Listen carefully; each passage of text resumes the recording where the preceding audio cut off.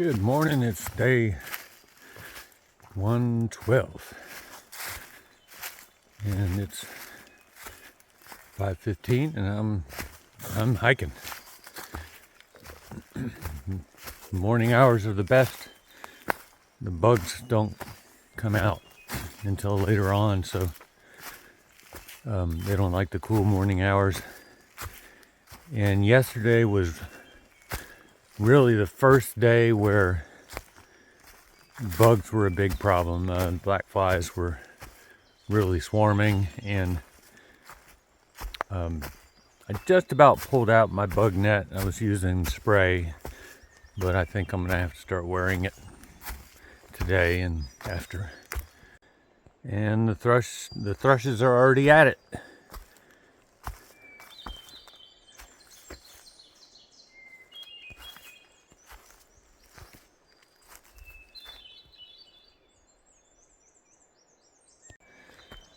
Oh, and a ladder. It's the first one of those I've seen. It's too early for this.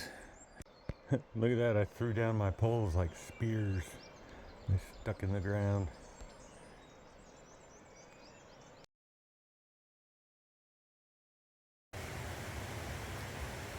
Here's a memorial along the trail to a guy. His name was Robert Kirker, trail name Steady Eddie, and apparently he tried to cross this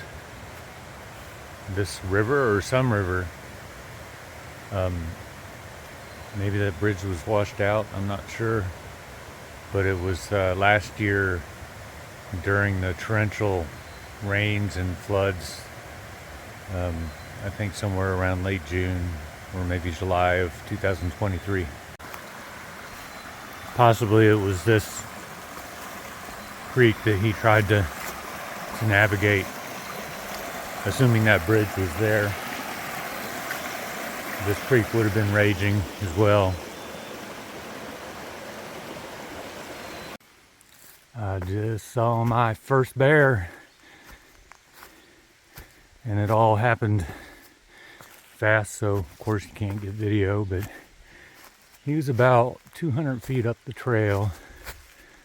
Kind of a medium-sized bear, and stood up and looked at me and just hauled ass the other way, and that was it. Breaking down that little bear encounter while it's fresh on my mind for posterity's sake. I'd stop at a creek, which was probably in a, like a 12-foot depression, and there was a good rock there, so I decided to have breakfast there. So I was there maybe 20 minutes cooking oatmeal and getting some water, and the sound of the water and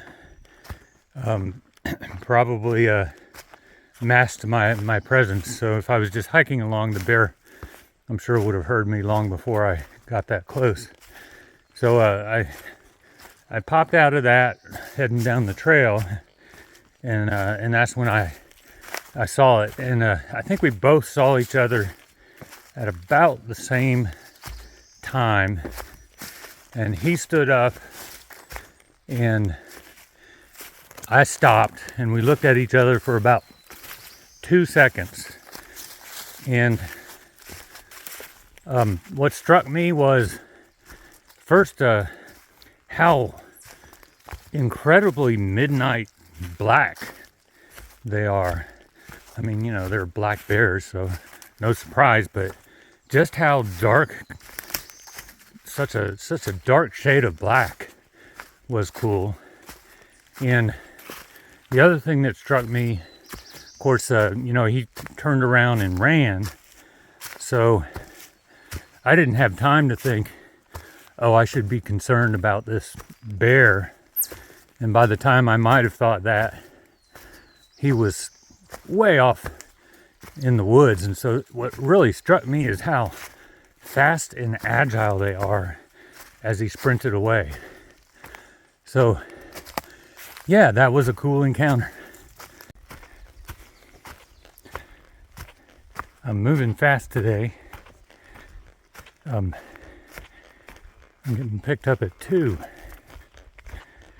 but there's a coffee shop pretty close to where I'm getting picked up. So if I get there at say 12 or 12:30 or 1 or so, I don't know. But if I get there early, I get to have coffee and pastries, and I think they might have ice cream. So yes, I admit to moving fast and maybe not looking around as much.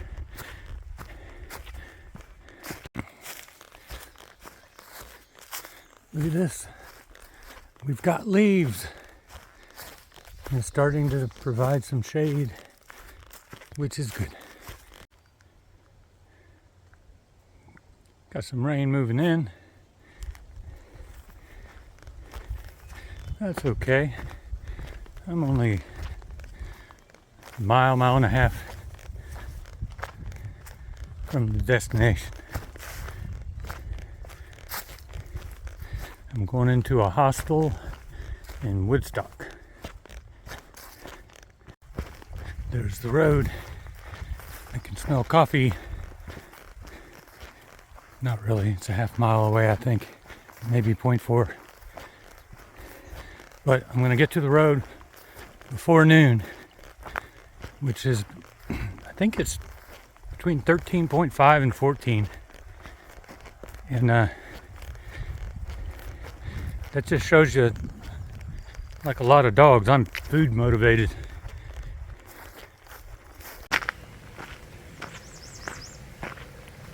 Aha! It is open. Hey, here's a little video of the Wise Pines Hostel in Woodstock. And that's about 20 trail miles south of Hanover. So if you're having trouble finding a place to stay in Hanover, this is a good place. And I am in, there's a bunkhouse, and then there's a couple of treehouse type places. And I am in kind of what they call the barn. So it's a common area. There's an upstairs. And this is just a big room with some beanbag chairs, place to do yoga, stretch out. And my impression of this place is it is more than ample to handle a full house and have everyone be comfortable. So if you're here in the bubble, there's some hostels where I stayed at. Of course I went early, so they haven't been crowded, but I remember thinking, wow, if they were full, this place would be a mess. That's not the case here. They've got plenty of laundry. Looking out the window, there's the bunkhouse up there. And I'll show you that room later. So here's the bunkhouse. And there's 8 bunks. And there's a kitchen downstairs. There's a table, a few chairs. So I feel like even if this was completely populated, there's still enough room for it to handle it. And then you can go over to the other place for even more common area and another kitchen there.